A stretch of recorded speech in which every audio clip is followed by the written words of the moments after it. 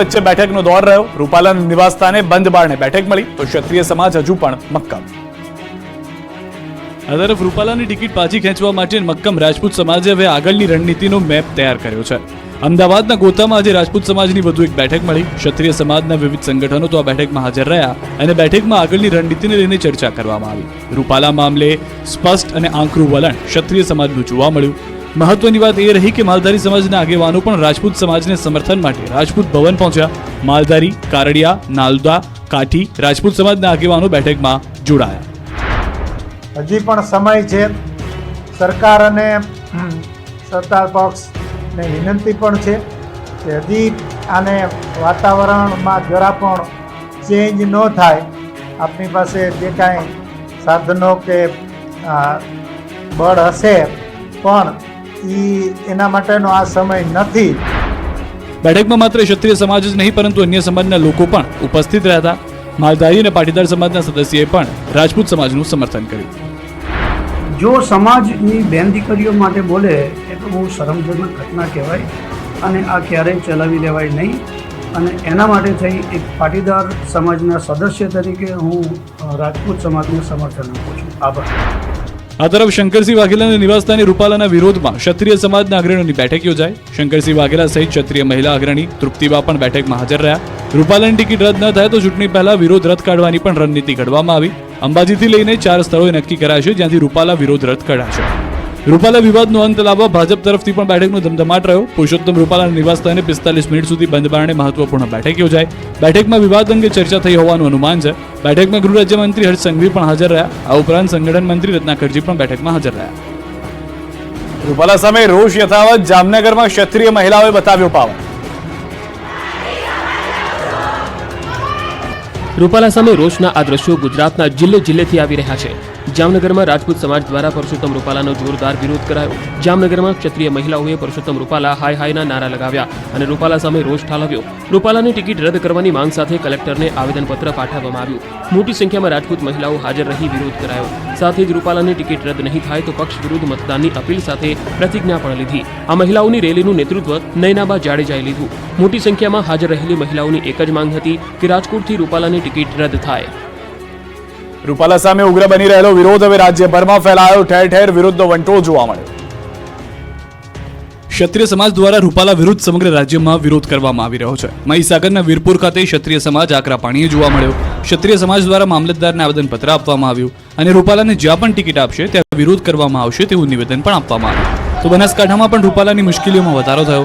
બનાસકાંઠા દિયોદર ક્ષત્રિય સમાજના વિવિધ સંગઠનોએ મામલતદારને આવેદનપત્ર પાઠવ્યું અને ટિકિટ રદ કરવાની માંગ કરી. આ તરફ અરવલ્લીમાં પણ રૂપાલાનો વિરોધ થયો.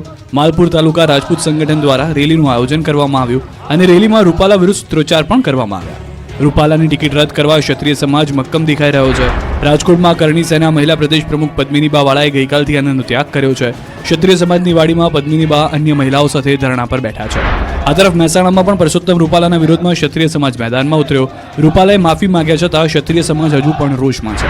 કડીમાં રાજપૂત સમાજે કડી પ્રાંત ઓફિસરને આવેદનપત્ર આપી રોષ વ્યક્ત કર્યો. રૂપાલા વિવાદમાં હવે પોસ્ટર વોર પણ શરૂ થયો. મોરબીમાં ક્ષત્રિય આગેવાનોએ વિરોધમાં પોસ્ટર વોર શરૂ કર્યું છે. મોરબી જિલ્લાના ક્ષત્રિય સમાજ બહુમતી ધરાવતા વિવિધ ગામોના પોસ્ટર વાયરલ થયા. વઘાસિયા, લુટાવદર, ગુંગણ, સાદુરકા, મોટી વાવડી, વવાણિયા ગામમાં આવા પોસ્ટર દેખાયા. આ તરફ રાજકોટમાં ક્ષત્રિય સમાજના વકીલોએ જિલ્લા કલેક્ટરને આવેદનપત્ર આપ્યું. રૂપાલાના વિવાદિત નિવેદનને લઈને ક્ષત્રિય સમાજમાં ભારે રોષ છે. ત્યારે ક્ષત્રિય સમાજના વકીલોએ સુપ્રીમ કોર્ટ સુધી જવાની તૈયારી બતાવી. વિવાદ વચ્ચે દિલ્હીથી ગુજરાત પરત ફર્યા પરસોત્તમ રૂપાલા. આવતા જ કહ્યું તમામ સમાજ સમર્થનમાં છે. રાજ્યમાં હાલ પરસોત્તમ રૂપાલાના નિવેદન બાદનો ક્ષત્રિયોનો ગુસ્સો શમવાનું નામ નથી લેતો અને પાટીદારોએ રૂપાલાને સમર્થન કરવાની વાત કરી છે. આ ગરમાગરમી વચ્ચે પરસોત્તમ રૂપાલા દિલ્હીથી કેબિનેટ મીટિંગ પતાવીને અમદાવાદ એરપોર્ટ પર આવ્યા. વિવાદના વંટોળ અંગે તેમણે જણાવ્યું કે બધા સમાજના લોકો મારા સમર્થનમાં છે. તેઓએ કહ્યું કે દિલ્હીમાં હું કેબિનેટની મીટિંગમાં ગયો હતો.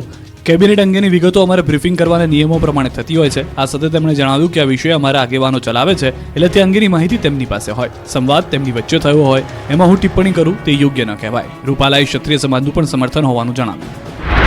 ક્ષત્રિય સમાજના ઘણા બધા આગેવાનોએ મારી સાથે સમર્થન જાહેર પણ કરેલું છે. મેં એમના નામે પણ બોલતો હતો ને અત્યારે પણ બોલી શકું, પણ એમ કરીને આ વિવાદની અંદર એને આગ હોમવાનું કામ કરવાનો મારો કોઈ આશય નથી. ક્યાંક સમર્થન તો ક્યાંક વિરોધ. રૂપાલા મામલે સમગ્ર રાજ્યનું રાજકારણ ગરમાયેલું છે. ક્ષત્રિયોના વિરોધ વચ્ચે પરસોત્તમ રૂપાલાના સમર્થનમાં પણ અવાજ ઉઠવા લાગ્યો. ક્ષત્રિયોના ગામમાં રૂપાલાને ઘૂસવા ન દેવા અપીલ કરવામાં આવી રહી છે. તો હવે પાટીદાર સમાજ દ્વારા વિવિધ સોશિયલ મીડિયા પ્લેટફોર્મ્સ પર રૂપાલાના સમર્થનમાં પોસ્ટ કરાઈ. રાજકોટમાં ભાજપના મહિલા નેતા અને કડવા પાટીદાર અગ્રણી જ્યોતિ ટિલવાએ ફેસબુક પર લખ્યું કે 2 વાર માફી માંગ્યા પછી પણ આટલું ઇસ્યુ કરે તે વ્યાજબી ન કહેવાય. ચાલો મારા ભાઈઓ અને બહેનો જાગો અને રૂપાલા સાહેબને સાથ આપો. અન્ય એક યુઝર અનિલ વરમોરાએ લખ્યું કે જાગો પાટીદાર જાગો. સમાજના પાટીદાર કદ્દાવર રાજકીય આગેવાની સાથે ગેરવર્તણૂક થઈ રહી છે. માફી માંગે પછી પણ આવું. અરવિંદ બારૈયા ગણે નામે યુઝર લખે છે કે અમે પરસોત્તમ રૂપાલા સાથે છીએ. મતલબ કે પાટીદાર સમાજ દ્વારા સોશિયલ મીડિયા પર રૂપાલાના સમર્થનમાં અભિયાન ચલાવાઈ રહ્યું છે. આ પાઘીગાના ઓટલાના સંત નરેન્દ્ર સોલંકીએ પણ આ મામલે વધુ વિવાદ ન કરવા અપીલ કરી. ક્ષત્રિયો અને પાટીદારોને આ મામલે સામસામે ન આવી જવા તેમણે વિનંતી કરી. આ તરફ ક્ષત્રિય સમાજ સંકલન સમિતિના કોઓર્ડિનેટર રમજુભા જાડેજાએ પાટીદારોને વિનંતી કરી. રમજુભાઈએ કહ્યું કે અમને માત્ર પરસોત્તમ રૂપાલાનો વિરોધ છે. પાટીદાર સમાજ અને ક્ષત્રિય સમાજ બંને હળી મળીને રહ્યા છે અને રહેશે. સૌરાષ્ટ્ર એસપીજી પણ પરસોત્તમ રૂપાલાના સમર્થનમાં આવ્યું. સૌરાષ્ટ્ર ઝોનના એસપીજી અધ્યક્ષ કલ્પેશ રાંકે માંગ કરી કે ક્ષત્રિય સમાજે હવે પરસોત્તમ રૂપાલાને માફ કરી દેવા જોઈએ. ચૂંટણી પહેલા અલગ અલગ પક્ષોમાં નારાજગીના સૂર દેખાયા. વડોદરામાં પણ રાજકારણ ગરમાયું. વડોદરા લોકસભા ઉમેદવારે પૂર્વ વિસ્તારમાં પ્રચાર કરવાનું ટાળ્યું. હેમાંગ જોશીએ પૂર્વ વિસ્તારમાં સ્થાનિકોના રોષને જોતા પ્રચાર કરવાનું માંડી વાળ્યું. પૂર્વ વિસ્તારમાં પાણીના કકળાટને લીધે હેમાંગ જોશીએ પ્રવાસ મુલતવી રાખ્યો. પાણીને લઈને લોકોમાં રોષ છે. પાણી પ્રશ્ને રજૂઆત થશે તેવી સ્થાનિક કોર્પોરેટરે સલાહ આપી હોવાની ચર્ચા છે. કોર્પોરેટરની સલાહ માની ડોક્ટર હેમાંગ જોશીએ પૂર્વ વિસ્તારમાં પ્રચાર ન કર્યો હોવાની ચર્ચા છે. મહત્વનું છે કે તાજેતરમાં ફતેગંજ પાસે ફાઝલપુરની મુખ્ય ફીડર લાઇનમાં પડેલ ભંગાણના પગલે પાણી પુરવઠો બંધ રાખવાનો કોર્પોરેશને નિર્ણય લીધો હતો અને વિસ્તારના 5 લાખ જેટલા લોકોને 2 દિવસ પીવાના પાણીનો કકળાટ રહ્યો હતો. આ તરફ વડોદરામાં નારાજગી અંગે ભાજપના ઉમેદવાર હેમાંગ જોશીએ સ્પષ્ટતા કરી. એમએલએ યોગેશ પટેલની નારાજગીની વાત પર ખુલાસો કર્યો.